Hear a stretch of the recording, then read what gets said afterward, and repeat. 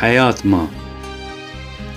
ma ame dünya xura nedî, derd û keder barê ma be.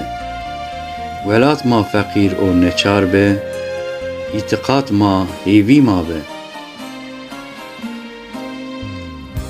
Pê û warê meskên ma bî, keda çetin barmil ma bî.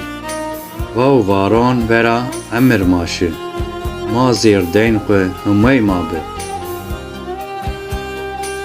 Rêyonê û xerîbê qedêr ma be, ke paşra xebat kar gurê ma be. Vêvê û şînayî eşq zerrê ma be, tengonê di duhey û mid ma bî. Sera azmîn binid erdhê ma be, şo şevreşon rizq û dima bî.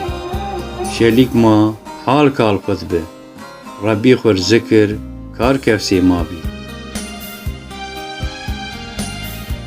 Ziyar û qubê şîyid ma bî, wêsî kalkon pîrkon ma bî.